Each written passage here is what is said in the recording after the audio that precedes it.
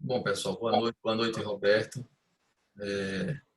Boa noite a todos. Um prazer estar aqui com vocês. Eu peço a todos que vão fechando os microfones, na medida em que a gente, que isso é um facilitador para a gente. Deixa eu só ajustar aqui, um minutinho, tá? Pronto, estou fixando meu vídeo na tela e a gente está iniciando então a gravação. Roberto, primeiro agradecer a você, ao Guerra, enfim, na Escola Judiciária Eleitoral de Pernambuco, Tribunal Regional Eleitoral de Pernambuco, é uma honra para mim, uma, uma alegria sempre estar aqui na escola a tratar de um tema tão rico como direito eleitoral, elegibilidade e inelegibilidade. Eu acho que eu vou começar, inclusive, respondendo a sua pergunta, porque ela ajuda a gente a entender um pouco o tema.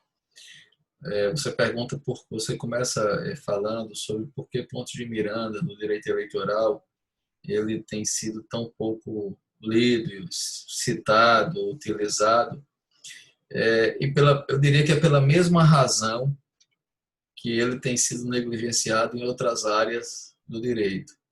Porque o Pontes de Miranda não é um autor fácil, não é um autor simples, é um autor profundo, de uma obra extremamente rica e profunda e atualíssima. A obra do Pontes de Miranda, tanto o Tratado de Direito Privado, como os comentários ao Código de Processo Civil de 39, depois de 73, o Tratado das Ações, os comentários à Constituição, além dos próprios livros dele de Sociologia Geral, Introdução à Sociologia Geral, os Fundamentos do Conhecimento, enfim. A obra vasta do Pontes de Miranda, ele no que diz respeito ao direito, ele teve a capacidade de ver o que poucos, na verdade, viram, teve a capacidade de construir, em cima da pandectista alemã, da teoria geral do direito, uma teoria geral do direito, não só do direito privado, embora o Tratado de Direito Privado dê um nome a essa impressão, mas uma teoria geral do direito como um todo, a teoria do fato jurídico do Pontes, em que ele pega o que há de melhor na teoria alemã e desenvolve, aprofunda, e com isso nos dá uma visão do fenômeno jurídico, que eu utilizei tanto no direito eleitoral, mas que nos faz compreender o direito eleitoral, nos faz compreender o direito tributário, nos faz compreender o direito penal, o direito processual civil, enfim, nos dá uma dimensão de uma totalidade do direito que nos permite estar aptos não só a compreender o mundo jurídico conceitualmente, mas eu quero dizer a vocês assim algo que é muito interessante no Pontes. Boa noite. Deixa eu ver aqui, tem nos comentários. Algo que é tão interessante. É isso, quem entrar, por favor, desligar o microfone.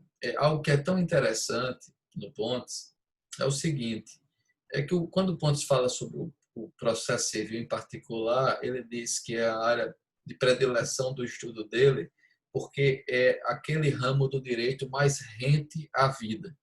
Pontes sempre teve uma preocupação prática com o direito. Direito não foi mera teoria, não é mero tertúlia, não é uma mera forma de academicismo, como hoje muitas vezes se tem muito em voga. Nem tampouco Pontes cai no praxismo, numa visão prática meramente. Mas ele faz justamente a construção da... Deixa o áudio, por favor, entrar. Ele faz justamente esse importante equilíbrio entre o que há de mais profundo, interessante, do ponto de vista teórico, voltado para a prática. E aí, para finalizar essa resposta ao Roberto, mas que eu acho que pode ajudar vocês todos a entenderem como é importante a gente estudar o Pontes de Miranda, é necessário, inclusive, é que o Pontes de Miranda, na obra dele, ele vai justamente nos dar caminhos sólidos para a gente superar esse relativismo jurídico tão em moda hoje em dia, que eu gosto às vezes de dizer que nós vivemos um verdadeiro faroeste jurídico. Então, por essa razão que a pergunta do Roberto eu respondo. Hoje em dia, gosta-se muito do direito esquematizado, do direito mastigado, do direito simplificado, e pouco se fala do direito que... E aí fica muito o direito do concurso e hoje, como é muito fácil a gente com o acesso à jurisprudência, ao copiar colou, então o direito ele passou a ser vítima, como outras áreas do conhecimento humano, de uma superficialidade muito grande. E autores, portanto, de uma maior envergadura, que exigem maior preocupação intelectual, terminam sendo deixados de lado porque a gente quer as coisas mastigadas.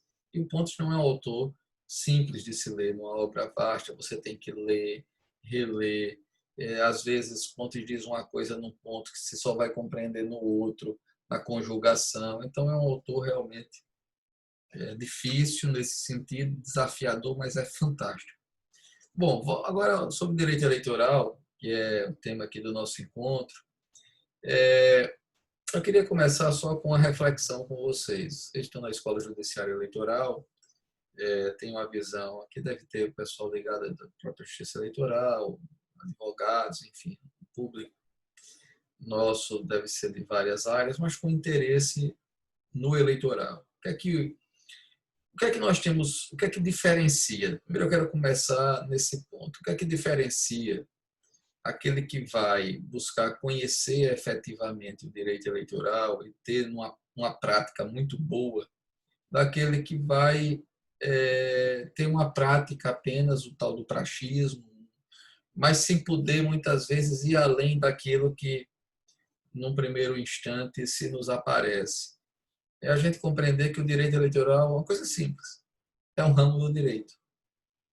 Direito eleitoral não é ciência política. Eu vejo a gente tem tido muito agora o hábito nas discussões de eleitoral, se discute cota das mulheres ou cota para minorias e esses temas entram, não são temas de direito eleitoral, são temas de ciência política, são militância política, legítimas todas, a batalha por espaços políticos, tudo isso faz parte da vida, da política, da ciência política, e que se resvala em embates jurídicos. Mas isso não é propriamente teoria, não é propriamente direito eleitoral. O direito eleitoral ele tem uma finalidade, ele tem um objeto específico. Qual é? É estudar princípios e normas que disciplinam a licitação, o processo de escolha dos representantes. Pode parecer dizer, poxa, mas isso não encurta o objeto? Encurta não, disciplina, delimita, dá sentido. Quando a gente vê hoje muitas discussões sobre tudo, deixa-se de lado do principal, entender que o direito eleitoral é um ramo da ciência jurídica que visa justamente fazer esse estudo das normas constitucionais, das normas infraconstitucionais, dos princípios que informam o direito eleitoral, este processo de escolha dos representantes do povo. Pronto. Se a gente compreender que o direito eleitoral é isso e que tudo mais diz respeito a outras áreas do saber, a gente, ao delimitar, a gente dá racionalidade. E a gente foge de discussões muito em moda hoje, nos eventos de direito eleitoral, que nada tem de direito eleitoral. Ciência política, nós podemos discutir qual a qualidade que deve ter os representantes, nós podemos discutir até, olha, qual a melhor solução, o sistema eleitoral, o sistema misto, o sistema distrital misto, o sistema distrital puro, o sistema proporcional, e essas são discussões legítimas, mas não são discussões de direito eleitoral. A discussão de direito eleitoral é basicamente o seguinte: qual é o ordenamento jurídico hoje? É esse. A ciência positiva do direito eleitoral estuda este ordenamento jurídico e busca retirar dele o melhor dos sentidos e a melhor aplicabilidade. Pronto, é isso que nos cumpre fazer. Isso é tão importante que evitar uma série de discussões equivocadas que terminaram contaminando muito o direito eleitoral e fazendo muito mal ao direito eleitoral. Se nós nos preocupássemos mais em estudar as normas do direito eleitoral, o sistema eleitoral brasileiro, a gente poderia ter uma melhor compreensão dos nossos institutos jurídicos. E pasmem vocês, que tem alguns de vocês já experiências no eleitoral. Se eu perguntar a vocês o que é inelegibilidade?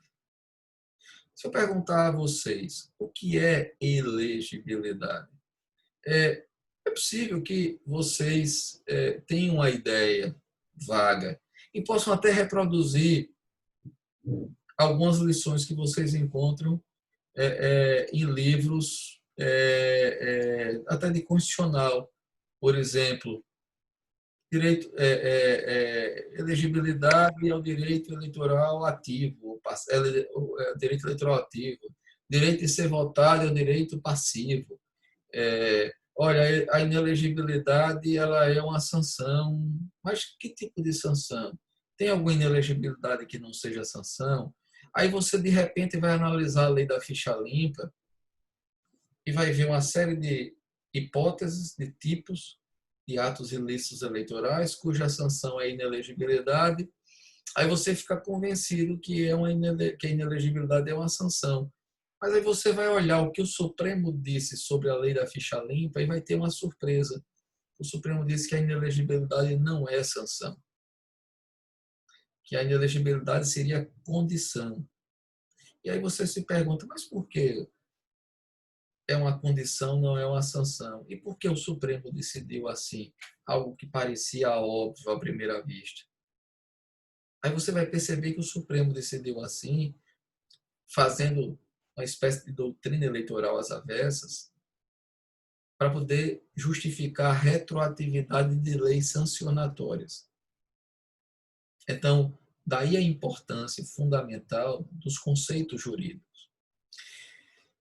Para terminar essa introdução e deixar clara a importância da discussão sobre elegibilidade e inelegibilidade, porque esse é um assunto que é da maior relevância para o direito eleitoral, eu quero chamar a atenção para uma coisa, é que normalmente, a cada eleição, como a doutrina eleitoral ela se tem limitado, nos mais das vezes, ao longo do tempo, a repetir jurisprudência, a ser mera repetidora de jurisprudência.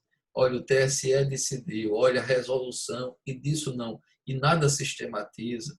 O que é que acontece? A jurisprudência passou a achar que não existe direito eleitoral propriamente dito, existe o direito do caso.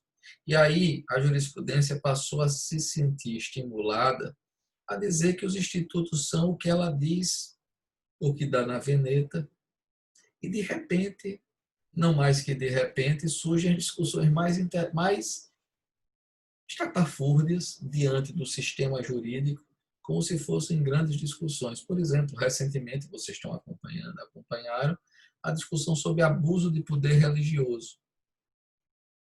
Pode o TSE dizer o que é ou não abuso de poder religioso? Isso é a teoria da inelegibilidade. E é sobre ela, então, que eu queria que nós vamos conversar agora e que eu quero iniciar justamente algumas explicações. Primeiro, falar um pouquinho sobre a teoria da inelegibilidade, é compreender o que é elegibilidade. Veja, o direito eleitoral, ele existe, não é por outra razão que não normatizar a forma de escolha de quem nos representa no poder. Sistematiza, portanto, o processo de escolha, a licitação dos nossos representantes. É essa a finalidade do direito eleitoral e é para isso que ele existe. E veja, então, a primeira questão que se põe no direito eleitoral é saber o seguinte: quem pode e quem não pode concorrer? Quem tem e quem não tem o direito a concorrer? Elegibilidade nada mais é, de um modo bem simples, do que o direito de ser votado. E isso ninguém discute. Elegibilidade é o direito de ser votado. Aí vem algumas discussões sobre isso, porque nessa frase, que parece ser aparentemente simples, esconde nela uma série de questões de dignidade científica importante, de relevante e profunda discussão. Por exemplo, se a elegibilidade é o direito de ser votado, a pergunta, então, é o seguinte, é a primeira pergunta que a gente deve fazer. De onde vem esse direito? Quando ele surge? Como ele nasce? Vejam vocês, de uma forma bem simples e bem didática. Essa caneta. Se eu digo assim, eu tenho direito subjetivo de propriedade sobre essa caneta, é uma coisa móvel. Simples, eu sou dono dela, digo eu. Ora, se você diz, não, o dono sou eu, nós estamos discutindo direito de propriedade de coisa móvel. A pergunta então é, bom, o meu direito subjetivo sobre essa caneta nasceu de onde? Não, eu comprei. Um fato jurídico, comprei e vendo. Eu celebrei um negócio jurídico, eu fui numa loja aqui e comprei. É minha, porque eu celebrei. Aqui tem um fato jurídico prévio. Ah, não, olha, essa caneta é minha porque eu ganhei de presente aqui de uma pessoa, de doação. É um fato jurídico. Então, veja, sempre que eu digo eu tenho direito subjetivo, todo direito subjetivo nasce de um fato jurídico prévio. Então, a questão fundamental a saber, quando eu digo assim, eu tenho direito de votar, ou por outra, eu tenho direito de ser votado, eu sou elegível. A pergunta fundamental, se você está dizendo que você tem esse direito, qual é o fato jurídico que faz nascer esse direito? De onde surge esse direito subjetivo? Essa é uma pergunta fundamental. E aí, veja, para respostas a essa pergunta, algumas questões importantes foram suscitadas ao longo do tempo. Por exemplo, para muitos, todos nós temos direito de ser votado. Quem tem direito de ser votado? Todo brasileiro, todo cidadão. Todos nós temos o direito de ser votado e, por essa razão, todos somos elegíveis. Essa é a informação básica. Mas há mais. Ora, se todos têm direito de ser votado, aí surge uma pergunta básica. E a criança? E aquele que tem uma idade menor do que 18 anos? E aquele que tem menos de 16 anos, que nem eleitor pode ser? Ele tem direito de ser votado? É verdade que todo brasileiro tem o direito de ser votado? Tem a elegibilidade? Bom, aí é onde eu quero chamar a primeira atenção a vocês. Sobre elegibilidade, existe o que eu chamo de uma teoria clássica da elegibilidade. E essa teoria clássica da elegibilidade, ela se fundamenta em 3 afirmações. A primeira afirmação, fundamental, que foi essa a qual eu me referi. Todo brasileiro é elegível. Ora, se todos nós somos cidadãos, então, como cidadãos, todos nós seríamos elegíveis. É a primeira afirmação. Todo brasileiro é elegível. A segunda afirmação da teoria clássica da elegibilidade é de que toda inelegibilidade seria uma sanção. Eu queria que vocês retivessem essa afirmação, porque ela é importante. A teoria clássica diz que toda inelegibilidade é uma sanção. Veja, ao contrário do que o Supremo falou, nós trataremos disso adiante, na ficha limpa, de que inelegibilidade não é sanção. A teoria clássica do direito eleitoral, da inelegibilidade, nunca teve dúvidas em afirmar da essência da inelegibilidade, ela é uma sanção. Então, eu teria, portanto, na teoria clássica, duas afirmações. A primeira, todo brasileiro é elegível. A segunda, toda inelegibilidade seria uma sanção. Decorrente dessas duas primeiras afirmações, haveria uma terceira, uma conclusão evidente. Se todo brasileiro é elegível e se toda inelegibilidade é uma sanção, logo, a regra é a elegibilidade. A inelegibilidade é a exceção. Então, são essas três premissas, esses três fundamentos da teoria clássica da inelegibilidade. Todo brasileiro é elegível, toda inelegibilidade é uma sanção, logo a elegibilidade é regra, a inelegibilidade é exceção. E aí, é como eu digo a vocês, a gente precisa, em relação à teoria clássica, essas três afirmações, fazer um teste de falseabilidade, como diria Karl Popper. As proposições científicas, elas só são científicas porque podem ser falseadas. Se não pudessem ser falseadas, seriam dogmas, e dogma não é ciência. Então, quando eu digo todo brasileiro é elegível, eu tenho que ver, essa afirmação ela é verdadeira? Quem pode me responder a essa pergunta? A Constituição Federal. Porque é a Constituição Federal que vai disciplinar essa matéria. É o direito positivo brasileiro. E a Constituição Federal, no artigo 14, parágrafo 3º, vai definir quais são as chamadas condições de elegibilidade. E as condições, dentre as condições de elegibilidade, a primeira delas é a nacionalidade, é ser brasileiro, nato ou naturalizado. A presidente da República, obrigatoriamente, tem que ser nato. Se for naturalizado, não pode concorrer à presidência. Então, veja, primeiro pressuposto, nacionalidade. Ok, então, quem é que tem nacionalidade? Se é o brasileiro nato, é desde o nascimento. Nasceu com vida, tem a nacionalidade brasileira. Mas vem a segunda condição de elegibilidade. Só pode ser elegível quem é alistado, quem faz parte do corpo de eleitores. E quem é que pode ser alistado? Aí vem a legislação e vai dizer o seguinte, que o brasileiro ele pode ser alistado facultativamente aos 16 anos e obrigatoriamente aos 18 anos, até os 70. Então, nós brasileiros, antes dos 16 anos, facultativamente, depois dos 16, antes dos 18 anos, nós não podemos fazer parte do corpo de eleitores.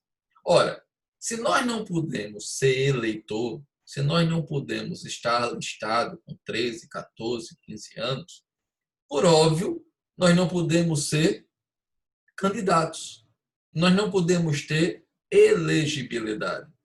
Então, uma das condições de elegibilidade já exige a idade mínima de 16 anos, facultativamente, ou obrigatoriamente aos 18. Mas há mais. É que, entre as condições de elegibilidade, uma delas é a idade mínima. A idade mínima para se candidatar a vereador, 18 anos. Perdão, 21 anos. A prefeito, não, vereador 18. A prefeito 21. Então, para eu ser candidato a prefeito, tem que ter 21 anos de idade. Se eu não tiver 21 anos de idade, eu não posso concorrer. É a idade mínima fixada pela Constituição. Ora, então eu não posso ter com menos de 18, menos de 21, se for para senador, menos de 35, se for para governador, menos de 30, eu não preencho as condições de elegibilidade para aquele mandato que eu quero disputar. Então, a idade mínima exigível já é também uma condição de elegibilidade, um pressuposto de elegibilidade, que me faz perguntar, ora, se eu, para eu ser elegível, eu tenho que preencher as condições de elegibilidade e eu tenho que ter aquela idade mínima, se eu não tiver a idade mínima, eu sou elegível? A resposta Só pode ser uma olhando para a Constituição Federal. Não. Se você não preenche a condição de elegibilidade, elegível você não é. Então, aquela afirmação, todo brasileiro é elegível, feita pela teoria clássica, não é verdadeira. Para que eu obtenha o direito de ser votado, eu tenho que preencher as condições de elegibilidade, que são aquelas, como eu disse, do artigo 14, parágrafo 3º da Constituição Federal. Tenho que ter nacionalidade, eu tenho que ter o alistamento eleitoral, eu tenho que ter domicílio eleitoral na circunscrição do pleito, eu tenho que ser filiado a partido político, eu tenho que não estar com os meus direitos políticos suspensos e eu tenho que ter a idade mínima para o mandato em disputa. Se me faltarem uma dessas condições de elegibilidade, eu não sou elegível. Essa afirmação, então, é muito importante. Não é verdade que todo brasileiro seja elegível. E se não é verdade que todo brasileiro seja elegível, vem uma outra pergunta, não menos importante. Quem não é elegível? É o quê? Qual a situação jurídica de quem não está na situação de possuir a elegibilidade? Antes de responder essa pergunta, eu queria fazer uma observação a cada um de vocês que estão na sala, 18 pessoas. É uma pergunta que vocês respondam para vocês mesmos. No dia de hoje, você é elegível? Qualquer um de vocês é elegível? Vocês são filiados a partido político? Vocês têm a idade para concorrer a todos os mandatos eletivos? Ou só a alguns mandatos eletivos? Vocês têm domicílio na circunscrição do pleito que vocês querem concorrer? Vocês estão ok com os direitos políticos de vocês? Se você tiver com isso tudo preenchido, se você tiver todas essas condições de elegibilidade, aí eu pergunto a vocês: vocês são elegíveis hoje? Ainda não. Por quê? Porque as condições de elegibilidade previstas na Constituição Federal, elas não são suficientes. Elas são necessárias serem preenchidas. Mas se eu não, além de preencher todas elas, não é suficiente para que eu tenha a elegibilidade. Eu dei aquele exemplo do fato jurídico. Quando eu digo essa caneta é minha, a pergunta que eu faço é: qual o fato jurídico que me deu esse direito? Uma compra-venda, uma doação?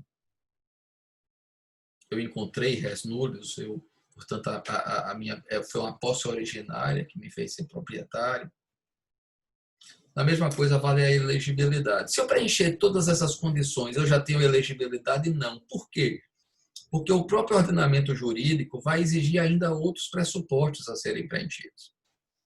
Por exemplo, a Constituição Federal vai dizer que você não pode estar, você não pode ter um parentesco com quem tem mandato eletivo.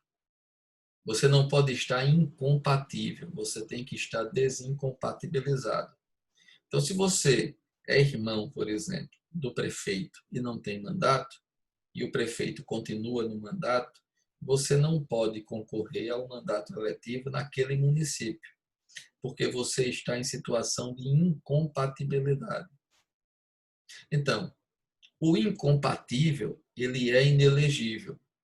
E a incompatibilidade, ela é impedimento. Então, a desincompatibilização é uma condição de elegibilidade atípica, não prevista no parágrafo 3º, mas eu tenho que me desincompatibilizar para poder concorrer validamente ao mandato eletivo.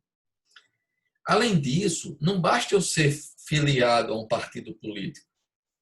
A lei eleitoral exige que eu seja filiado pelo menos há 6 meses antes da eleição. Não basta que eu tenha domicílio eleitoral na circunscrição do pleito. eu tenho que, além de ter domicílio eleitoral, esse domicílio tem que estar a 6 meses da eleição. Então, eu tenho que ter o domicílio, eu tenho um prazo, eu tenho que ser filiado dentro do prazo, mas ainda assim, se eu tiver tudo isso, eu ainda não posso ser elegível se eu não for indicado em convenção partidária. A indicação em convenção partidária é um pressuposto de elegibilidade, é também uma condição de elegibilidade atípica. Ela não está definida assim, mas ela é uma verdadeira condição de elegibilidade. Bem, isso, além dessas, ainda tem uma condição especial para os militares, magistrados, membros do Ministério Público, com prazos específicos de desincompatibilização, de quarentena. Então, para a gente compreender quando nasce a elegibilidade, qual o fato jurídico que faz nascer a elegibilidade, aí a gente tem, então, que pensar um pouco no que é que diz o ordenamento jurídico. Toda teoria jurídica, minha gente, nasce do ordenamento jurídico, não é à toa, não é criado pela cabeça de ninguém. Eu tenho que primeiro a teoria jurídica ela busca explicar, os institutos jurídicos buscam ser uma sistematização dogmática explicativa do ordenamento jurídico. Então eu olho para o ordenamento jurídico e vejo o seguinte, olha, todas essas condições de elegibilidade, se eu preencher, eu já posso me considerar elegível? Não. Por quê?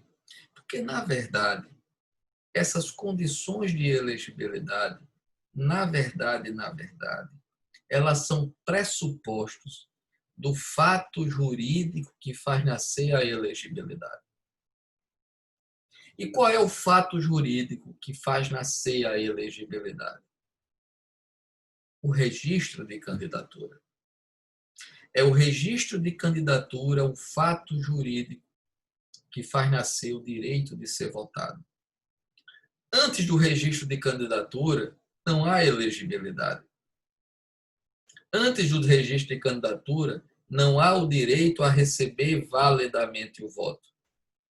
Por essa razão, aqueles que concorrem com registro indeferido, eu falarei daqui a pouco sobre isso, se ele recebe os votos, como o registro está indeferido, e, portanto, ele concorreu em uma condição sub judice, mas sem o registro, ele apenas concorreu como se fosse candidato. Na urna eletrônica, os votos vão aparecer zerados. Ele só vai poder ter aquele voto validado se o registro de candidatura for deferido. É o registro de candidatura que faz nascer o direito de ser votado, de praticar atos válidos de campanha, de fazer propaganda eleitoral, de fazer gastos de campanha. É justamente o registro de candidatura. De modo que a gente pode dizer que as condições de elegibilidade, na verdade, são verdadeiras condições de registrabilidade. São pressupostos do registro de candidatura. Guardem isso, que é importante. Porque isso vai nos ajudar a compreender o ordenamento jurídico, a lei da ficha limpa, entender as falhas da jurisprudência do TSE, entender a mistura e a salada que tem sido feita de várias confusões a cada eleição, a bagunça nos institutos, por falta justamente da segurança desses conceitos. Vejam bem, então. A elegibilidade é o direito de ser votado. Quando é que ela nasce? Fato jurídico do registro de candidatura. Quem não tem registro de candidatura, em que situação jurídica está? Aí eu volto àquela pergunta que eu fiz a vocês há pouco. Vocês têm elegibilidade? Vocês são elegíveis? Não. É a única resposta no ordenamento jurídico. E por que vocês não são elegíveis? Porque você não tem registro de candidatura. Você não está concorrendo ao mandato eletivo, você não está registrado. Não existe. Apreendam bem esse conceito importante. Quando eu digo elegibilidade como direito de ser votado, essa expressão ela é correta? Não de todo. Elegibilidade é o direito de ser votado a um determinado, a um específico cargo ou mandato eletivo. Não existe elegibilidade em abstrato. A elegibilidade é concreta. A elegibilidade é direito de ser votado para este mandato nesta eleição. E isso é uma informação importantíssima. A cada eleição tem que se renovar a elegibilidade. A cada eleição eu tenho que registrar minha candidatura para eu ter uma elegibilidade para aquele mandato que eu vou concorrer. A elegibilidade é um direito subjetivo datado, tem data de nascer, tem data de morrer. Isso não é dito claramente, mas eu estou dizendo a vocês claramente, a elegibilidade tem data de nascer, tem data de morrer por consumação. Consumiu-se, nós consumimos, exercitamos, depois desse prazo acabou. Quando é que nasce a elegibilidade? O registro de candidatura. Quando é que se extingue a elegibilidade? Com a proclamação dos eleitos. Acabou a eleição. Os que ganharam a eleição eleitos serão diplomados. Os que perderam a eleição, perderam. Recebem o diploma de quantos votos, se quiserem buscar. Acabou a eleição. Acabou o direito de ser votado. Para que nasça o direito de ser votado novamente, tem que ter uma nova eleição. E é um direito de ser votado para um novo e específico mandato. Então, esse conceito de elegibilidade é o conceito rente ao ordenamento jurídico. Só há elegibilidade como direito de ser votado ao mandato eletivo numa determinada eleição, numa determinada circunscrição do pleito. Por essa razão, os pressupostos de elegibilidade devem ser analisados para cada eleição de acordo com os pressupostos específicos dela. Se eu vou concorrer a vereador, eu tenho que preencher as condições de elegibilidade do mandato de vereador, que são diferentes das condições de elegibilidade do mandato de prefeito. A idade, por exemplo. A indicação em convenção partidária. A convenção não pode indicar você para concorrer a 2 mandatos ao mesmo tempo. É o princípio da unicidade de registro. Eu só posso concorrer a um mandato por eleição, então eu não posso ser indicado por convenção a dois mandatos, a dois registros. Certo? Então, esse conceito ele é bastante importante. Vamos tirar as consequências práticas também disso, para a gente depois fazer uma análise da ficha limpa? Vamos lá. Eu disse a vocês que a teoria da elegibilidade, a teoria clássica, ela se fundamenta em 3 afirmações, não foi? Primeira afirmação, todo brasileiro é elegível. Nós mostramos que essa afirmação da teoria clássica não é verdadeira. Ela não suporta o teste de falseabilidade. De fato, basta ver que a idade mínima é condição de elegibilidade. Então, se eu não tenho aquela idade mínima, no mínimo 18 anos, eu já não sou elegível. Então, não é verdade que todos os brasileiros sejam elegíveis. A segunda afirmação, toda inelegibilidade é uma sanção. Aqui eu peço toda atenção a vocês. Esse é o tema que eu acho que é muito mal compreendido, que exige uma reflexão e que pode, se a gente compreender bem a teoria da inelegibilidade que eu criei, que eu propus, baseada na teoria do fato jurídico, ela é a que melhor explica, e não é porque eu criei, mas ela é a que melhor explica. Essa teoria foi criada por 1996, portanto, muito antes da ficha limpa. E ela sempre explicou bem o ordenamento jurídico. Eu queria que vocês buscassem assimilar esses conceitos que eu vou expor para vocês. Veja, para vocês entenderem até a ficha limpa de modo melhor, entender onde os erros da jurisprudência sobre ela. A teoria clássica diz: toda inelegibilidade é uma sanção. Essa afirmação, ela sempre foi reiterada e repetida pela jurisprudência e pela doutrina. Nunca houve discussão sobre isso, nunca. A discussão surgiu na ficha limpa apenas por um propósito. E aí é o que eu quero chamar a atenção para vocês também de um ponto. É que, infelizmente, como a teoria do direito eleitoral ela tem sido tomada de assalto por uma jurisprudência oportunista ou por uma doutrina militante política, as soluções de momentos, casuísticas, sem preocupação sistemática, sem uma honesta preocupação em fazer ciência jurídica. O que na prática aconteceu? Os institutos jurídicos ficam sendo manipulados ao gosto do freguês. Quando da criação da captação em vista de sufrágio, já começou um grande problema sobre a teoria da inelegibilidade. Quando se diz inelegibilidade, ela é uma sanção. Ela é sempre uma sanção. Essa afirmação, ela não é de todo verdadeira. E eu vou chegar já daqui a pouco já a essa questão. Eu quero mostrar primeiro o problema do próprio conceito de inelegibilidade. Primeira pergunta é essa: o que é inelegibilidade? Ora, se eu afirmei que a elegibilidade é o direito de ser votado, inelegibilidade seria o seu inverso. É a impossibilidade jurídica de ser votado.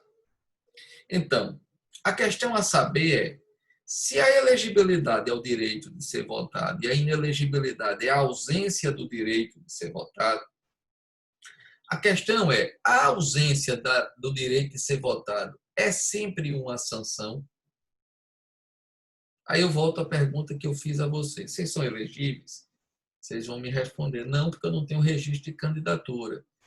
Eu posso até preencher todas as condições de elegibilidade, mas eu não tenho o fato jurídico que fez nascer o direito de ser votado. Eu não tenho registro, eu não estou registrado. Então, qual é a situação jurídica de vocês? Qual é a minha situação jurídica? Nós somos inelegíveis. Mas inelegibilidade não é sempre uma sanção? Nós praticamos alguma sanção? Não. Nós somos inelegíveis não é porque tenhamos praticado aqui uma sanção. Essa nossa inelegibilidade, ela não decorre de um ato ilícito eleitoral nosso. Essa inelegibilidade de que nós estamos falando é o que eu denomino de inelegibilidade inata ou originária. O que é uma inelegibilidade inata ou originária? É a impossibilidade de concorrer ao mandato eletivo por não ter preenchido ou por não ter as condições de elegibilidade ou por não ter o registro de candidatura. É, portanto, a situação jurídica de ausência de elegibilidade.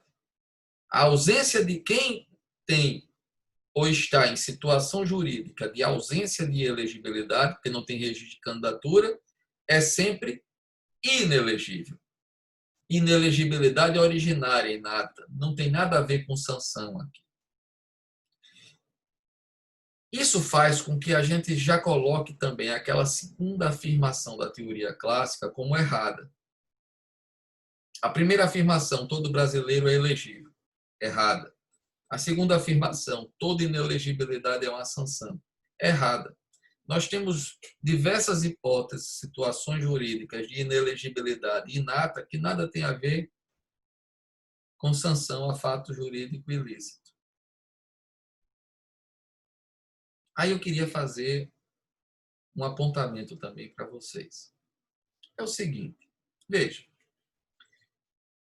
a gente precisa fazer uma distinção sempre, quando olha a teoria do fato jurídico, entre fatos jurídicos lícitos e fatos jurídicos ilícitos. Os efeitos dos fatos jurídicos lícitos são sempre a formação de uma relação jurídica entre pessoas de direito que geram direitos subjetivos, deveres, pretensão, obrigação, ações, exceções. Criam, portanto, situações jurídicas lícitas. Todo o efeito de fato jurídico, portanto, lícito, tem essa característica. Criar relações jurídicas, criar direitos, deveres, pretensões, obrigações, enfim. Diferentemente dos fatos jurídicos ilícitos. Nos fatos jurídicos ilícitos, qual é o efeito de um fato jurídico ilícito? É sempre o quê? Uma sanção. Todo fato jurídico ilícito gera como efeito uma sanção. Sanção pode ser de restrição de direitos. A sanção pode ser de restrição ou de liberdade. Ela pode ser nulificante ou caducificante, nós dizemos. É sempre um efeito negativo na esfera jurídica de alguém. Então, quando eu digo a inelegibilidade é uma sanção, ela só é uma sanção quando ela decorre de um fato jurídico ilícito eleitoral. Por exemplo, abuso de poder econômico, abuso de poder político, corrupção, fraude, uso indevido dos meios de comunicação social, conduta vedada do agente público, captação ilícita de sufrágio, enfim. Esses fatos ilícitos eleitorais geram como sanção inelegibilidade de 8 anos na ficha limpa. Se o fato não é ilícito, ele é lícito, a inelegibilidade é inata ou originária. Aí vocês podem me perguntar, mas me dê um exemplo disso, de um fato jurídico lícito que gera inelegibilidade. Eu disse a vocês que todo aquele que não tem registro de candidatura é inelegível, não é? Muito bem. Pense a seguinte hipótese. Desincompatibilização. Você é servidor público. Você quer concorrer ao mandato eletivo de vereador. Você tem que deixar se afastar do seu cargo temporariamente 4 meses ou 3 meses, dependendo do cargo, antes da eleição. Se você não se desincompatibilizar, você não pode concorrer ao mandato eletivo na circunscrição do pleito. Ou seja, a incompatibilidade é alguma ilicitude sua? Não. Ocupar um cargo público é ato ilícito? Não. Ser servidor público é ato ilícito? Não. No entanto, você está inelegível. Por quê? Porque este fato lícito, esta situação jurídica lícita de ser servidor público na circunscrição do pleito, o impede de concorrer ao mandato eletivo. Você não preenche uma condição de elegibilidade imprópria chamada desincompatibilização. Então, a incompatibilidade ela é fato jurídico lícito, negativo. Eu, incompatível, não pratiquei ato ilícito nenhum. Mas eu estou impedido. Por quê? Porque eu não preencho a condição de elegibilidade e logo eu não vou ser registrado. Entenderam? Então, eis exemplos de inelegibilidade que não decorre de fato jurídico ilícito. Portanto, a inelegibilidade inata ou originária não tem natureza sancionatória. Ok? E quando é que a inelegibilidade tem natureza sancionatória? Quando ela é efeito de um fato jurídico ilícito, ela é uma punição. Então, pense vocês o seguinte, numa eleição. Você, candidato, pratica abuso de poder econômico. Ou pratica abuso de poder político. Numa ação de investigação judicial eleitoral ou numa ação de impugnação de mandato eletivo, você tem o reconhecimento que você praticou abuso de poder e é aplicado como consequência disso a você uma sanção. Qual é a sanção? 8 anos de inelegibilidade. Então, essa inelegibilidade é uma inelegibilidade sanção. Ela impede que você, enquanto este prazo estiver em vigor, ela impede que você concorra validamente ao mandato eletivo. Ela exclui você dessa possibilidade. Ela lhe pune pela prática do ato ilícito eleitoral. Então, eu gostaria que vocês tivessem presentes, portanto, que há uma classificação da inelegibilidade.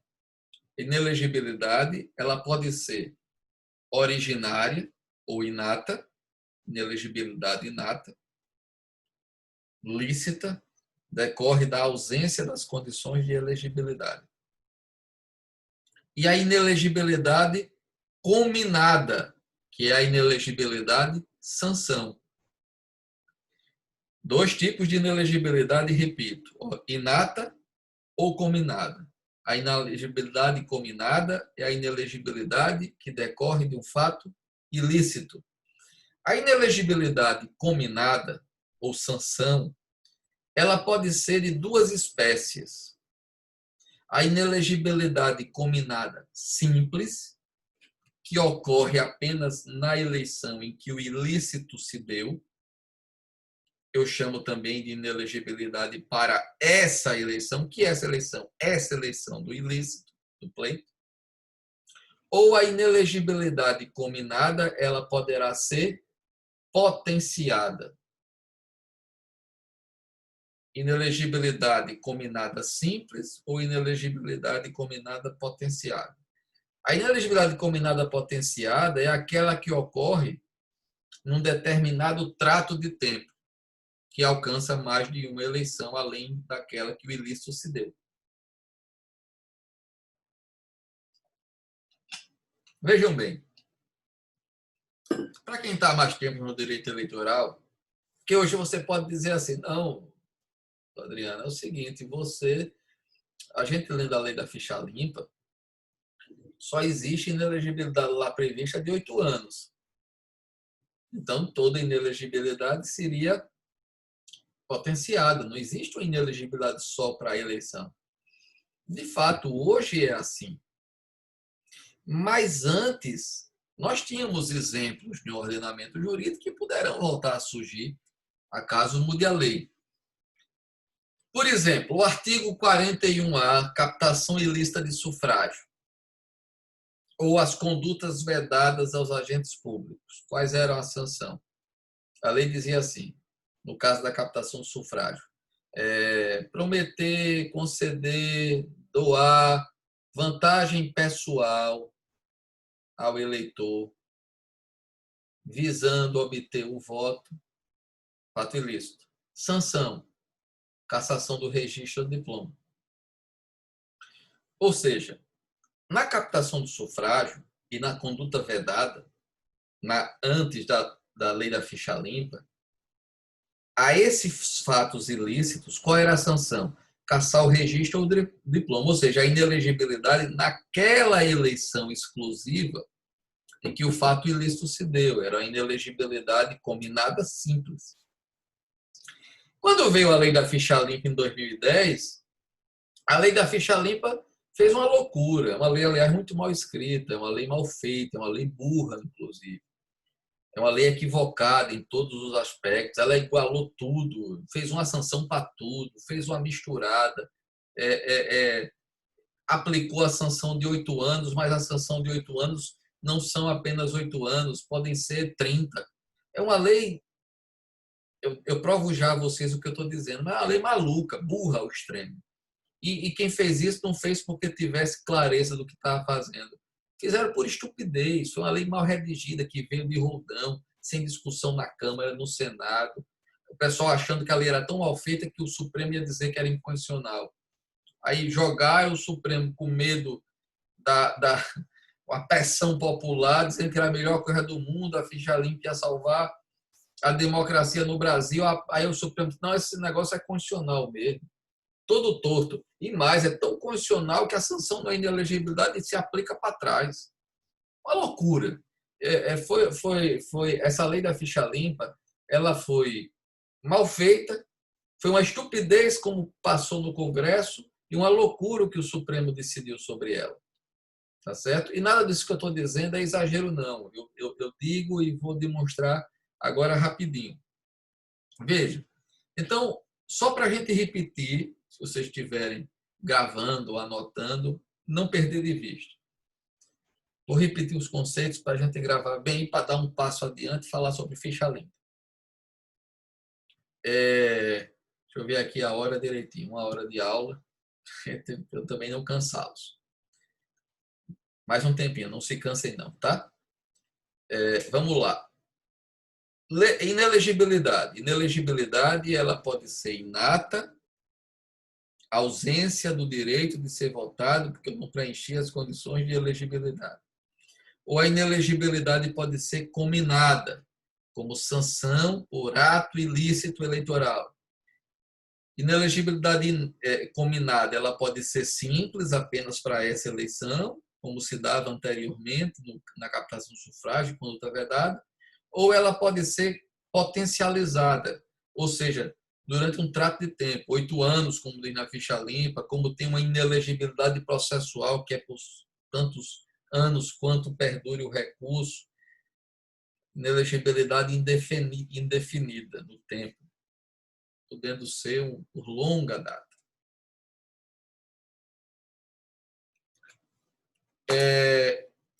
Com isso, a gente pode demarcar, então, algumas coisas. Então, a afirmação todo brasileiro é elegível não é verdade. Toda inelegibilidade é uma sanção também não é verdade. Já disse aqui, temos inelegibilidades inatas que decorrem de situações jurídicas lícitas. E, finalmente, a terceira e última tese da teoria clássica, se todo brasileiro é elegível, se a inelegibilidade é uma sanção, então a regra é a elegibilidade, a exceção é a inelegibilidade. Não. A regra hoje é a inelegibilidade inata, em qualquer democracia é assim. Nós temos direitos políticos, mas não é que todo mundo que pode ser elegível, tem que preencher as condições de elegibilidade. No Brasil, tem que obter o registro de candidatura, que é o fato jurídico que faz nascer a elegibilidade. Retidos esses conceitos, agora vamos para a lei da ficha limpa. Veja, a lei da ficha limpa, em primeiro lugar, a Constituição Federal, artigo 14, parágrafo 9º, prescreve o quê? Que as hipóteses de inelegibilidade obrigatoriamente apenas podem ser veiculadas por lei complementar. Não pode ser criada por lei ordinária. Não pode ser criada jurisprudencialmente, como se queria fazer com abuso de poder religioso. Apenas por lei complementar. Veio a Lei 64 de 1990, que é a Lei das Inelegibilidades, e depois foi modificada agora pela 135 de 2010, a Lei da Ficha Limpa, que criou as hipóteses de inelegibilidade. Ali é uma descrição de vários fatos jurídicos ilícitos. Abuso de poder econômico, abuso de poder político, corrupção, fraude, conduta vedada, enfim. Além disso, além dos ilícitos eleitorais, a lei da ficha limpa foi além. Por exemplo, a linha aí. Quem for condenado, aí eu quero que vocês prestem atenção na maluquice da lei da ficha limpa. Aquele que for condenado, aí vem a descrição dos crimes. Crime eleitoral, crime contra a fé pública, tráfico de drogas, crime hediondo, crime financeiro. Aqueles que forem condenados nesses crimes ficarão inelegíveis pelo prazo de 8 anos a partir da decisão colegiada. Você não precisa do trânsito em julgado. Então, imagine você o seguinte. Alguém é processado por um desses ilícitos. O que é que acontece? Enquanto você é processado, se você for condenado na primeira e condenado na segunda instância é decisão colegiada. A partir dessa decisão colegiada, você estaria inelegível. Essa inelegibilidade seria aquela de 8 anos ainda? Não. Porque a inelegibilidade de 8 anos, ela só começa a contar, neste caso da linha E, depois que uma outra inelegibilidade anterior começa a contar. Preste atenção. O artigo 15, inciso 3º da Constituição Federal, vai dizer o quê? Estão suspensos direitos políticos com a condenação penal transitada em julgado. Veio a lei da ficha limpa e disse que basta o quê? Decisão colegiada. O Supremo, então, interpretou que, como a inelegibilidade não era efeito penal, que não é verdade, é um efeito penal acessório, nesse caso, mas deixemos isso de lado. Então, o que é que o Supremo disse? A partir da decisão colegiada estão suspensos os direitos políticos. Aí observe. Mas os direitos políticos só vão estar suspensos enquanto durar a pena. Aí, se você for condenado hipoteticamente num crime desse por 5, 6 anos, tá certo? Quando é que a pena começa a contar? No trânsito em julgado. Aí, olhe bem a loucura, tá certo? Eu começo a ficar inelegível a partir da decisão colegiada. Só que essa inelegibilidade, ela, na verdade, a rigor, não é aquela dos 8 anos. Porque aquela dos 8 anos só começa a contar depois da pena. Aí você vai perguntar, mas que inelegibilidade é essa?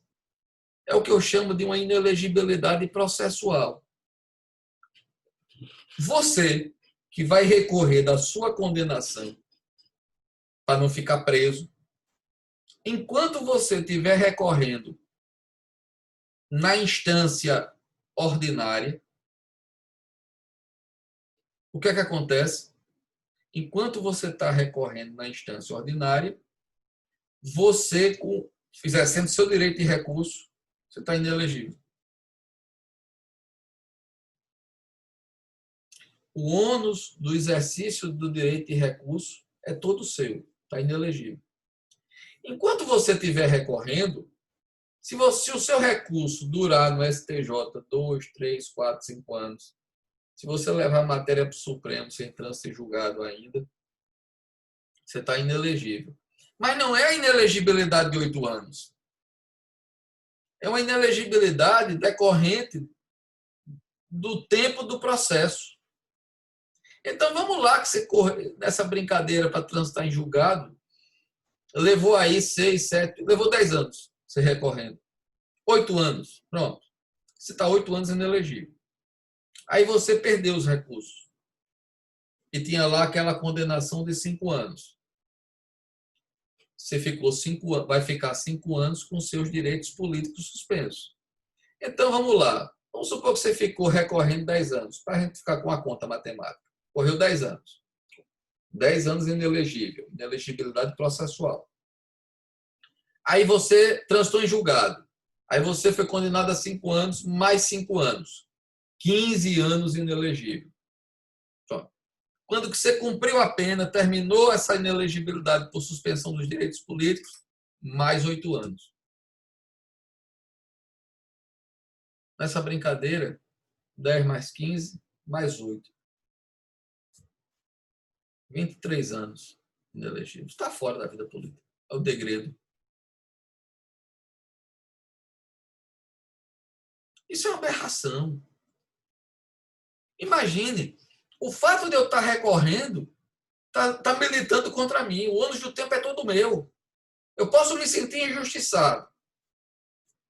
Então, vai ficar enquanto você recorrer, meu amigo, você está fora.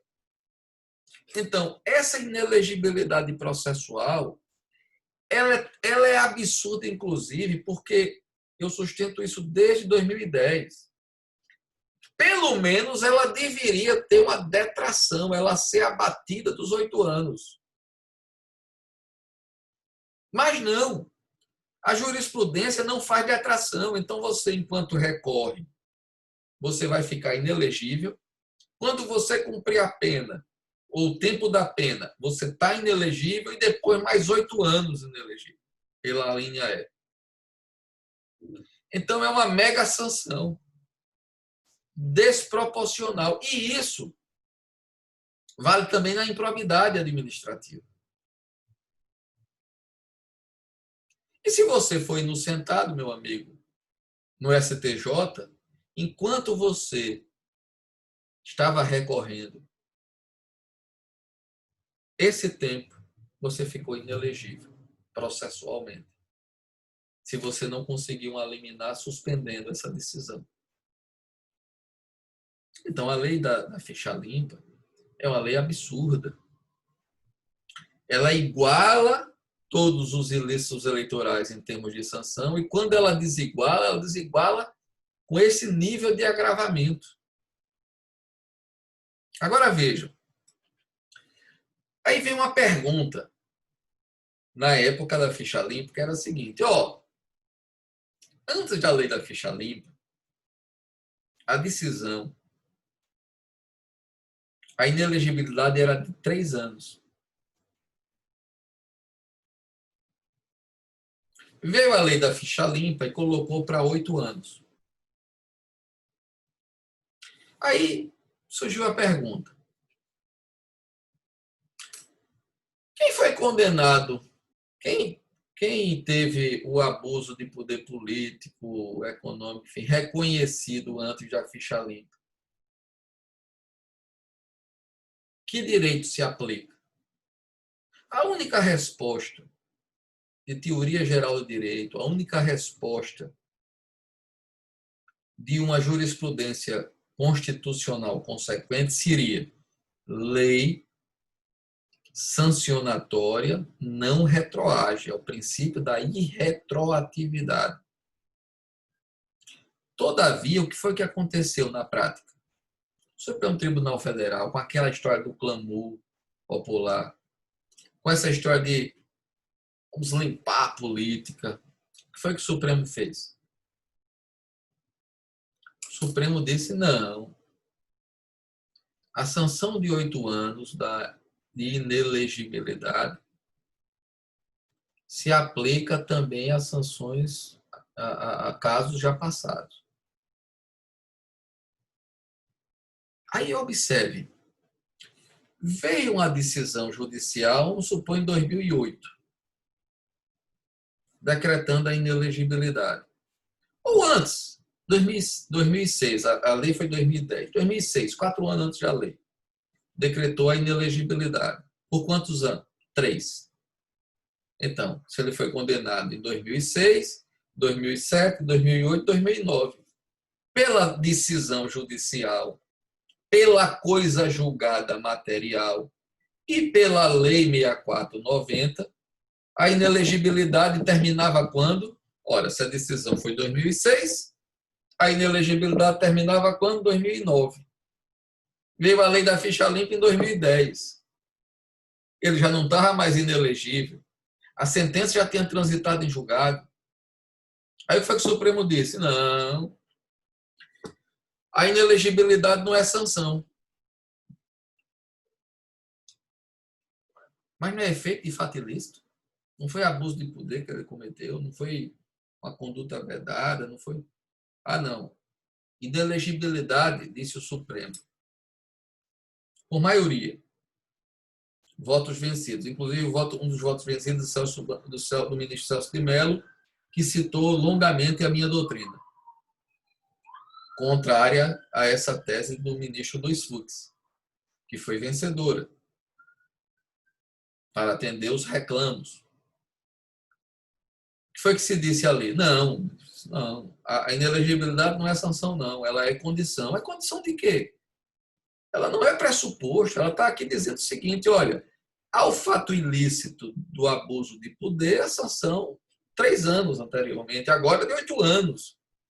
Aí o ministro Fux disse, não, toda inelegibilidade é assim. Quando você vai pedir o registro de candidatura, você olha se o cara tem as condições de elegibilidade. Muito bem. Se ele preencher as condições, você olha se ele não está inelegível. Logo, a inelegibilidade também é uma condição. É evidente que não é esse o raciocínio. Quando você vai pedir o registro, você olha se estão preenchidas as condições de elegibilidade. Sem elas, não há registro. Sem registro, não há elegibilidade. Ok. Mas se você preenche as condições de elegibilidade todas, a questão a saber é, você foi punido por alguma coisa, você está impedido porque você cometeu um fato ilícito, você está submetido a uma sanção. Não, não tenho sanção nenhuma. Registra. Ah, não, eu tenho uma sanção, eu estou inelegível. Eu pratiquei um ato ilícito que foi reconhecido e eu estou impedido, como sanção, a concorrer ao mandato eletivo. Então, inelegibilidade não é condição aqui. Ela é uma punição. Ó, você pode estar preenchendo tudo. Você poderia, mas como você praticou aquele fato ilícito, você tem uma limitação do seu direito. Você não vai poder concorrer. Então, eu estou diante de um ato ilícito e cujo efeito é uma sanção.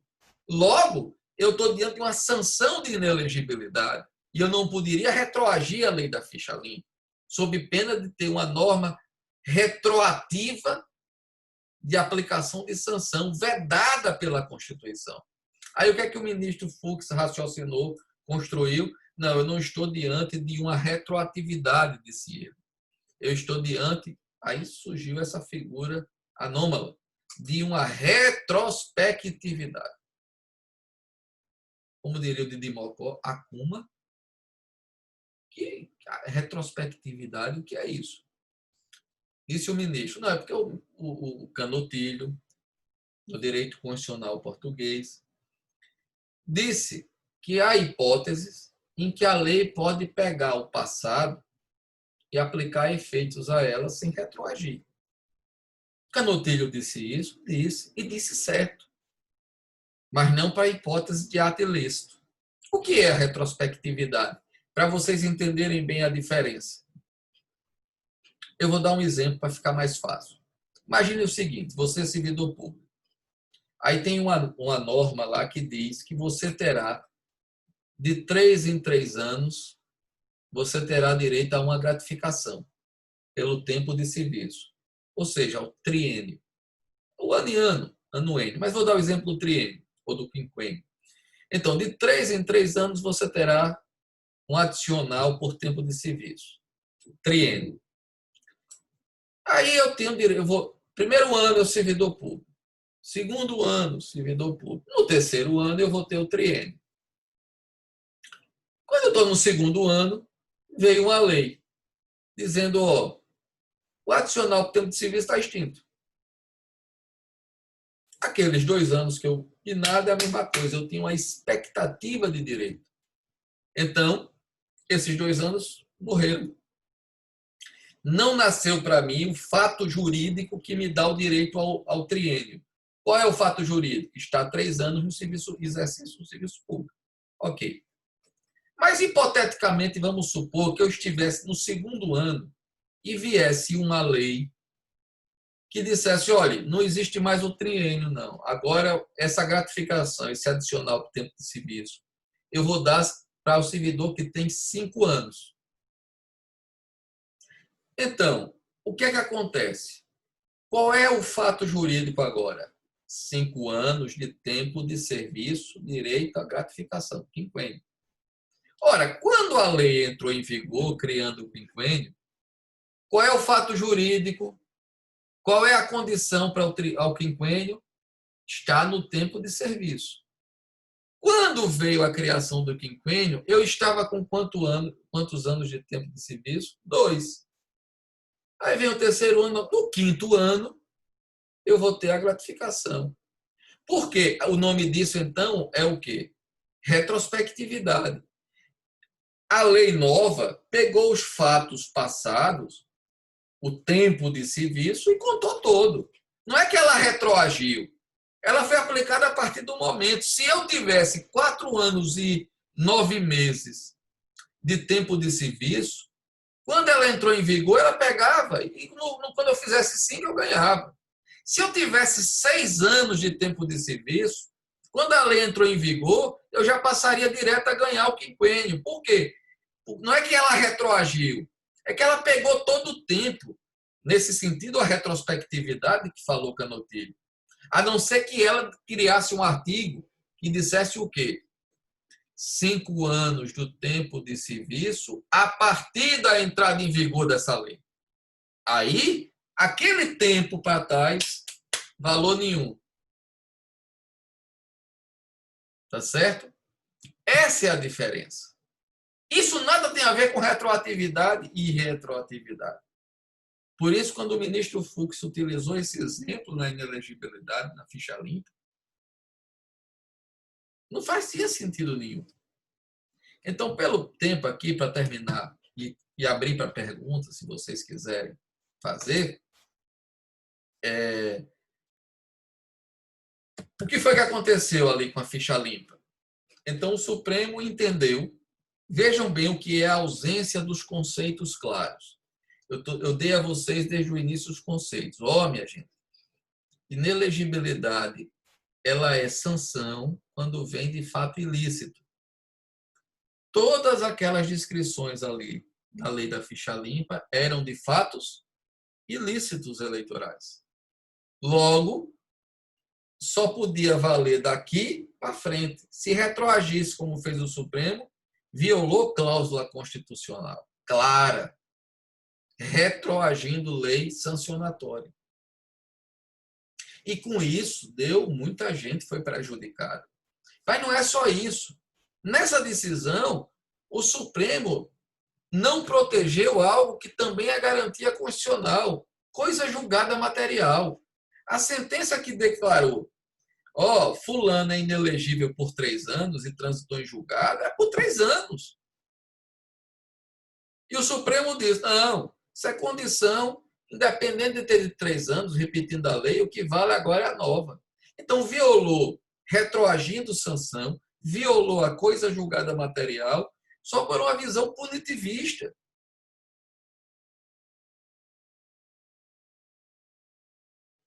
De novo, como os conceitos jurídicos eleitorais são importantes. Como eles, levados a sério, evitariam esses faroestes jurídicos que todo dia aparecem. Falando de faroeste jurídico, para encerrar, vou falar um pouquinho como é importante a doutrina do direito eleitoral. Veja, abuso de poder religioso, essa discussão recente que surgiu aí. O que é o abuso de poder, de autoridade, o abuso de poder político? Vejam como as palavras no direito, elas não são vazias de sentido. Os signos jurídicos, eles dizem sempre algo. Não são palavras ao vento, que eu posso dar o sentido que eu bem entenda.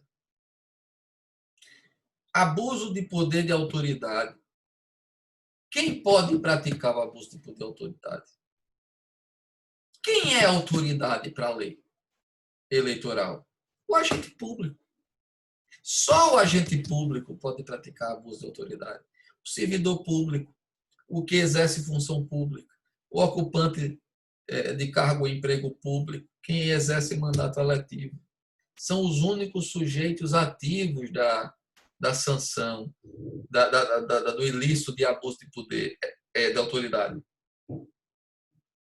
E aí, o ministro Fachin, para punir atos de religiosos aí, que poderiam ser criticados por propaganda eleitoral ilícitas ou, eventualmente, se a congregação utilizou recursos fora do que era permitido por abuso de poder econômico.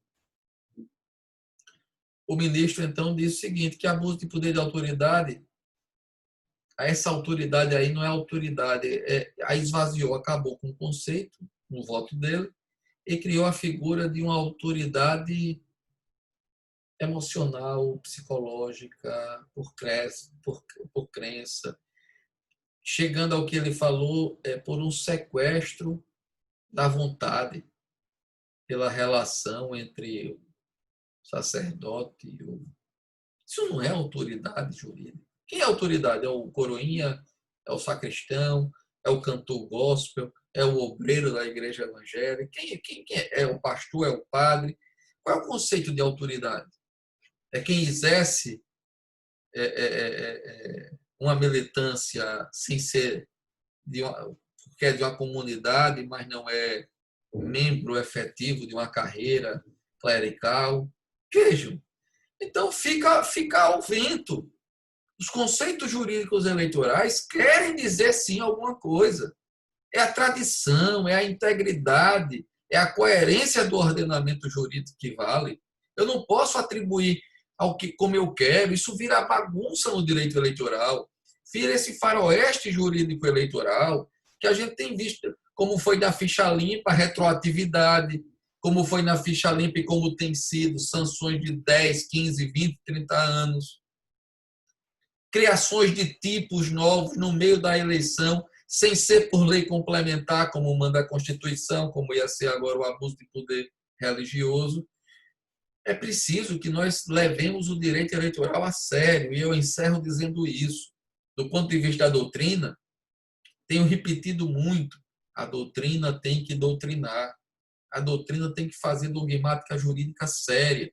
Para quê? Para que os conceitos jurídicos sejam levados a sério, para que não sejam usados ao gosto do freguês, para que a jurisprudência não se aproprie como queira e transforme coisas irrelevantes em relevantes. O presidente está sendo acusado de prática de fake news, de hackeamento, mas isso não gera inelegibilidade, isso não gera cassação de mandato em lugar nenhum, não tem lei sobre isso. É o princípio da tipicidade aí, não pode o judiciário sair criando causas de inelegibilidade emotivas ao gosto do momento. Isso, a Constituição é clara. É preciso levar o direito eleitoral a sério. Esse é o exercício que a doutrina deve ajudar. Utilizando a expressão que eu gosto do Lênin Streck, o constrangimento metodológico, o constrangimento doutrinário, ou seja, levando a doutrina a sério, constrange a utilização do ordenamento jurídico ao gosto do freguês, evitando essas aventuras jurídicas, essa criatividade jurisprudencial fora do eixo. Então, eram essas as exposições que eu gostaria de fazer. Lembrando, elegibilidade é o direito de ser votado, nasce do fato jurídico do registro de candidatura. Inelegibilidade é o impedimento ou obstáculo sanção. Pode ser lícita, se advém da ausência de uma condição de elegibilidade ou da ausência do registro de candidatura, ou ilícita, se ela vem de fato, é efeito de fato jurídico ilícito, e, portanto, a inelegibilidade, sanção é a inelegibilidade combinada, que pode ser de duas espécies, simples ou potenciada. Então, nós temos a inelegibilidade inata, a inelegibilidade combinada simples ou inelegibilidade potenciada. Essa é a teoria da inelegibilidade, baseada na teoria do fato jurídico, que explica o nosso ordenamento jurídico. Eu deixo à disposição para as perguntas. Quem quiser, sinta-se à vontade, abra o microfone, se apresente e toque o barco. Vamos em frente. Professor. Oi, Bruno. Meu nome é Bruno Siqueira. Bom, Adriano, só um segundo. Ô, Roberto. Parabenizá-lo aí pela brilhante exposição. Não poderia ser melhor. Você conseguiu, em coisa aí de 1h30, sintetizar uma teoria tão densa quanto esta sua sobre a elegibilidade. E eu só queria fazer um aporte aqui, não é pergunta, não é nada. Como você sabe, eu defendi recentemente uma tese de doutorado e que, obviamente, não tem a ver propriamente com o que foi dito aqui hoje, mas cuja premissa eu utilizei. E e penso que consegui explicar um problema grave do direito processual, que é a natureza da pretensão à tutela jurídica. Você trabalha com uma ideia muito boa que poderia ser, numa linguagem outra, dita: o sujeito ele tem uma potencialidade, mas ele só terá a elegibilidade presentes aquelas condições. Você poderia explicar aristotelicamente com a teoria da potência do ato. É mais ou menos o que eu faço com a pretensão à tutela jurídica. O sujeito tem capacidade de ser parte, mas ele só terá pretensão à tutela jurídica diante da situação concreta, diante de um dado da vida, diante de um contrato que foi feito, diante de um indeferimento de registro, diante de uma anulação que ocorreu com ele e coisas do tipo. Essa passagem da potência para o ato. E foi mais ou menos isso que você muito bem fez aí com a teoria da elegibilidade, aplicando os postulados pontianos ao direito eleitoral. Parabéns por tudo. Obrigado. E, obviamente, está à disposição de todos para perguntas, ponderações ou o que seja. Tudo bem. Fique à vontade. Bruno? Professor, parabéns pela aula, viu? Nessa questão de inelegibilidade, a minha perspectiva era de que o senhor também fosse tratar dessas hipóteses de inelegibilidade. Aí eu queria saber do senhor se há possibilidade de nós fazermos alguma pergunta com relação às hipóteses de... Se vocês quiserem, fique à vontade. Veja bem, professor, eu tive assistindo, vendo um voto do ministro Alexandre de Moraes com relação a como é que se dá o julgamento no âmbito do Tribunal de Contas da União. E, em dado momento, ele disse que a análise jurídica que o Tribunal de Contas da União fazia era meramente objetiva, observando os documentos. Então, ele não analisava o aspecto, o elemento subjetivo da conduta. E aí a minha pergunta seria o seguinte: como é que a Justiça Eleitoral ela deve se posicionar na análise do ato doloso quando se tratar de contas rejeitadas por tribunais de conta? Qual é a sua opinião em relação a essa análise do ato doloso, do aspecto doloso, do elemento subjetivo, propriamente dito? Olha, cabe à Justiça Eleitoral. A pergunta é muito boa, Bruno. Deixa eu lhe responder assim, muito objetivamente. Cabe à Justiça Eleitoral a análise da qualificação jurídica para fins eleitorais do ato sob a análise do Tribunal de Contas. O Tribunal de Contas, ele por vezes diz: olha, esse ato foi doloso, ato de corrupção, gerou prejuízo, enfim, e que estaria submetido, portanto, às normas eleitorais de inelegibilidade, seria a linha G. E o próprio Tribunal de Contas se antecipou. Por vezes, o Tribunal de Contas analisa o ato e não menciona se há dolo, se não há dolo, passa por cima pela questão da vontade. O Tribunal de Contas de Pernambuco, inclusive, elaborou recentemente uma mudança no seu regimento, no seu normativo, criando o artigo, acho que é 64, é 61A, em que criou até uma figura nova, em que, por exemplo, não entraria na lista dos inelegíveis aqueles que, condenado por uma vez, nesse caso, e tendo pago, me parece que é essa a hipótese, não estaria submetido à inelegibilidade, não estaria na lista. Não cabe ao Tribunal de Contas do Estado fazer isso com a máxima vênia. Por essa razão, se o cidadão que teve a condenação a negativa pelo Tribunal de Contas, do ato na análise lá, e o parecer foi contrário, rejeitando as contas, e ainda que o tribunal não diga que é doloso, ou dizendo que o cidadão pague como está previsto nesse artigo, ele não constar na lista, pouco importa.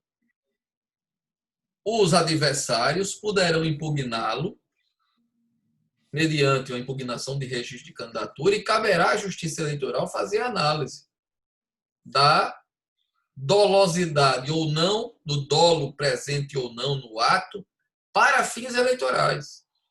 Cabe à Justiça Eleitoral. Então, a Justiça Eleitoral ela é chamada, já há jurisprudência sobre isso, sim. É nesse sentido que o ministro Alexandre de Moraes mencionou.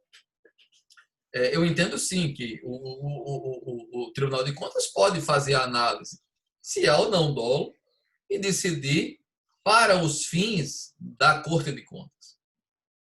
Mas o efeito eleitoral, os aspectos eleitorais, o Roberto há de entender isso como a questão da múltipla incidência da norma jurídica na teoria do Contas. Quer dizer, uma coisa é a incidência da norma para os fins da Corte de Contas, para a sanção administrativa analisada pela Corte de Contas. Tá certo? Outra coisa diversa é a incidência da norma da linha G para fins eleitorais.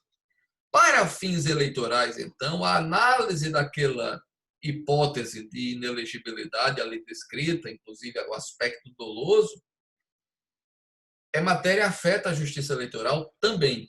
E a Justiça Eleitoral, ainda que até discordando do que tipificou o Tribunal de Contas para os fins da Corte de Contas. Entender que ali está o dolo. Entender que aquele fato. Ou quando a Corte de Contas diz que tem um dolo e que o ato é, e a Justiça Eleitoral analisa e diz, olha, não é bem assim, para fins eleitorais, e não aplica a inelegibilidade, é possível. Então, essa discussão, sim, no que diz respeito à matéria eleitoral, as decisões da Corte de Contas, elas podem, sim, ser ressignificadas pelas cortes, ser analisadas, serem sindicadas pela Corte Eleitoral sobre o aspecto exclusivo eleitoral. E é isso que a jurisprudência tem feito, sim, tem admitido. Então, a minha orientação nesses casos é levar sempre essas matérias para as cortes eleitorais, impugnando o candidato que tenha contra si uma decisão de rejeição de contas. Na prática, professor, como é que o Tribunal Regional Eleitoral faz essa análise do aspecto doloso? Os documentos que sejam anexados. Aí a instrução do processo. É pegar os elementos todos, pegar, por exemplo, o que foi que ensejou a análise do Tribunal de Contas. Se for possível, pegar os processos. Por exemplo, o Tribunal de Contas analisou que você não aplicou os 25% da educação. O STJ entende que isso já seria, por si próprio, improbidade dolosa. É um dolo in re ipsa, digamos assim, presumido. Eu tenho discordância sobre isso, porque há razões que, se você vai e leva a matéria para o eleitoral vai analisar, olha, eu não apliquei, aí vai entrar aí em uma série de justificativas e discussões que os tribunais eleitorais poderão entender de formas diferentes. Seria uma análise quase que objetiva, né? Seria uma análise quase que objetiva, né? Se aproxima do... Nesse caso, mas há outros casos, por exemplo, de aplicação de convênios, em que, ou vamos supor, Covid, pandemia, foi uma festa aí. Aí vamos supor que essa matéria, hipoteticamente, tivesse chegado ao Tribunal de Contas, o Tribunal de Contas tivesse rejeitado as contas apresentadas, tivesse apresentado desvio de recurso, tivesse decidido sob dolo, ou, por outro, disse, teve aqui desvio, mas não houve dolo. Aí, essa matéria chegou no TRE. O TRE não vai discordar do Tribunal de Contas e mudar a decisão do Tribunal de Contas. O TRE vai analisar a questão para fins eleitorais. E aí, analisando que aquele contrato administrativo, aqueles atos administrativos, que consta dos autos, o dolo está presente, houve a decisão do Tribunal de Contas, que rejeitou, e ele, Tribunal Eleitoral, diz, olha, a rejeição houve e há dolo, inelegível. Então, essa análise do elemento subjetivo para fins eleitorais, ela poderá ser feita. E tem sido feita pelas cortes. Algumas não fazem, outras fazem, o TSE aqui e ali tem feito. Então, o que é que eu digo nesse caso? No meu entendimento, pode ser feito. No entendimento da jurisprudência, tem havido oscilações aqui e ali. Então, eu aconselho sempre o quê? Na dúvida, entre com a ação e deixe a corte discutir. Obrigado, professor. O que mais? Estou à disposição. Se ninguém tiver, eu tenho mais. Viu?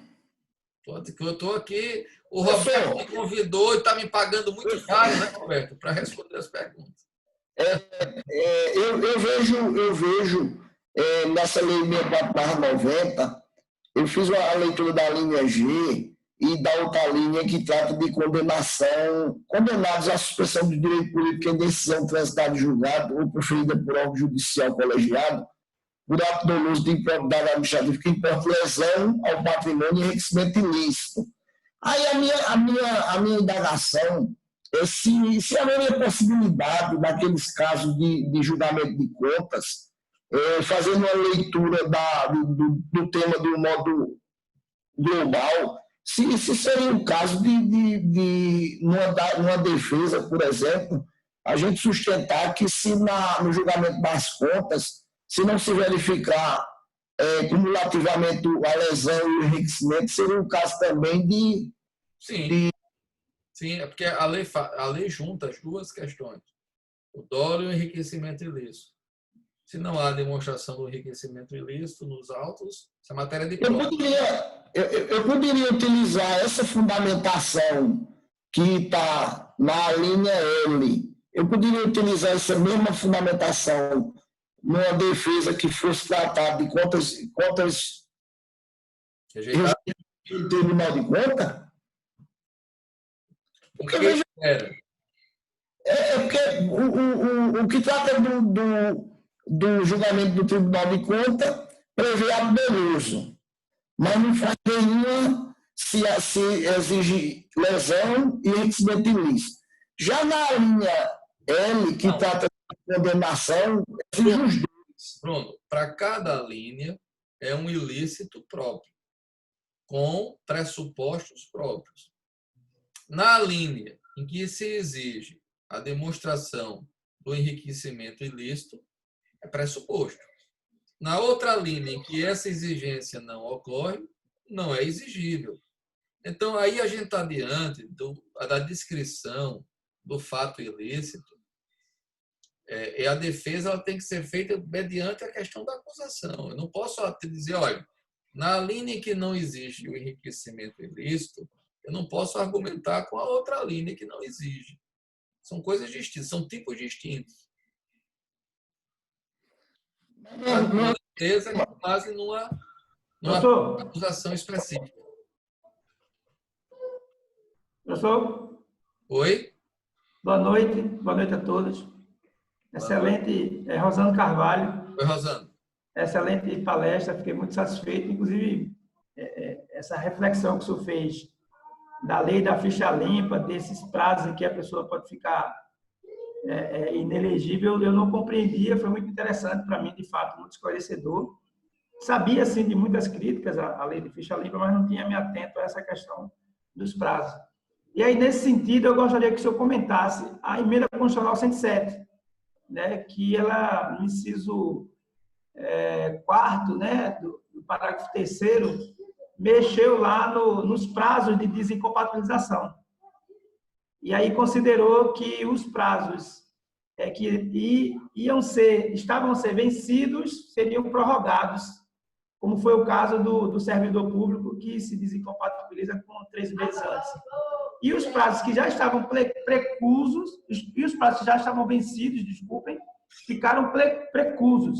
Ou seja, ele utilizou essa manobra, digamos assim, e eu queria que o senhor, à luz dessas reflexões jurídicas e dessa sabedoria que o senhor tem do ponto de vista jurídico, pudesse nos comentar o que é que o senhor achou aí dessa manobra aí, que eu acho que... Não, é o seguinte, eu acho que não foi nem assim, manobra, foi uma tentativa de manter a segurança jurídica. Partindo do pressuposto de situações jurídicas já constituídas e situações jurídicas ainda em constituição. O que é uma situação jurídica aí já constituída? Veja, existia o prazo de desincompatibilização da emenda. Essa era a regra do jogo. Eu não me desincompatibilizei. Precluiu.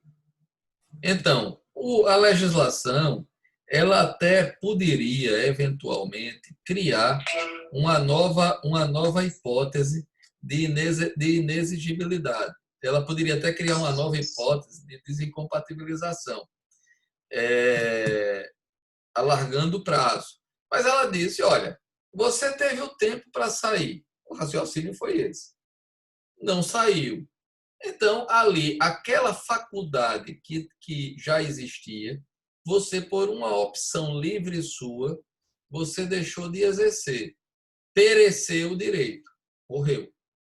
Foi esse o raciocínio. Outros prazos ainda estavam em aberto, quando veio a emenda. Então, o que a emenda fez? Nesses prazos em que não houve ainda o encerramento, ela então, o que foi que fez? Prorrogou. Ela fez como 3 meses antes do pleito, e como o pleito foi remarcado, manteve o critério, 3 meses antes do pleito. Só que esse prazo ainda estava correndo. Então, ela diz, olha, então 3 meses, para os que estão correndo ainda, 3 meses antes do pleito, logo fez a escala móvel acompanhando a mudança de data. Acho que não foi uma medida insensata. Foi uma escolha legislativa. Podia ter, vou prorrogar tudo. Mas aí eles fizeram um critério, que é um critério legislativo, a gente pode criticá-lo, mas ele não é absurdo. O que já estava constituído morreu, o que estava em andamento, escala móvel, prorrogou. Seguindo a linha de que até a data, 3 meses até a data antes da eleição. Então, foi basicamente esse o critério que o Constituinte derivou. Eu até entendo que houve uma preocupação com a segurança jurídica, e eu acho que esse de fato foi plausível, mas no tema da desincompatibilização, isso gerou uma certa insegurança. Tem prazo de 4 meses, tinham pessoas que já tinham tirado o prazo, e aí... Quem tinha tirado, quem se desincompatibilizou, continuou desincompatibilizado, ganhou até mais tempo fora. A questão é outra. Então, ficou mais tempo, né? Quem compatibilizou não exercendo naquele prazo, gostaria de ter uma reabertura de prazo. Essa reabertura não veio. Então, esse direito, que poderia ser potestativamente, por vontade própria, exercitado, precluiu. Houve decadência dele, morreu. A emenda poderia ressuscitar? Até poderia. Não ressuscitou. Mas veja, não houve lesão. O que houve aí foi apenas uma opção do legislador de não dar nova chance. Poderia ter dado, poderia não ter dado. Aí é uma opção legislativa. Eu não vou criticar. Mas a medida ela é irregular, ela é inconstitucional? Não. Eu acho que foi uma opção possível, legítima. Enfim, a gente pode até discordar, mas não foi de todo errado, nem ruim. Apenas é isso. Você tinha a chance, não exercitou, tchau. Obrigado. Mais alguma pergunta? Então, Roberto, podemos encerrar? Só dizer que o seu pagamento, Adriano, vai ser vou tentar conseguir um exemplar do Tratado das Ações Sumárias de Lobão. Esse livro eu sei que você quer. Isso é bom que está sendo gravado, viu, minha gente? Isso é uma dívida que o Roberto tem. Assim, eu pedi já esse Tratado das Ações Sumárias, do nosso Lobão. Isso não é o Lobão cantor, não. Isso é ainda do direito português, lá dos anos de 1700, 1700 e pouco, essa obra, 1800 e 1800. É uma obra histórica, mas muito importante. Tratado das Ações Sumárias, não sei o que lá, e Souza, né? O Lobão. Manuel de Almeida e Souza de Lobão. Lobão é o lugar. O Lobão é o local. O de É. Lobão é o local, né? Não é Local. Então, essa obra é uma obra clássica, rara, mas ela foi muito importante e ainda é para estudos de processo civil. E o Roberto, ele sabe que eu tenho interesse, ele tem e me sonega. Então, você ficar aqui é o seu pagamento agora. Você está me devendo uma cópia dela. Tá certo. É porque o estado dela está muito ruim, mas eu consegui uma pessoa, eu consegui uma pessoa que tira a cópia direitinho, Pronto. com o máximo cuidado possível. Então, eu vou adorar, eu vou querer. E ainda vou querer encadernado. Olha. Tá certo. Você merece isso muito mais. Então, pessoal, Encadernado em capa dura, né? Capa dura? Encadernado em capa dura. Eu queria pedir a todos aí que agradeçam ao professor Adriano pela disponibilidade. Prazer. E numa sexta-noite, vir para cá falar para nós. Ele tem tantas atribulações, para vocês terem ideia. Ele é diretor da Chesp. Imagine a quantidade de problemas que num momento como este ele não tem. E se disponibilizou para falar para vocês. É uma fala dele exclusiva para vocês. É óbvio que depois ele vai utilizar isto. Eu gravei aqui, vou passar para você. Os seus vídeos e tudo. Mas neste momento é só para vocês. Então, muito obrigado, Adriano. Eu agradeço a você em meu nome e em nome da Escola Judicial Eleitoral e em nome do presidente do Tribunal, desembargador Frederico Ricardo de Almeida Neves, que mandou um abraço para você.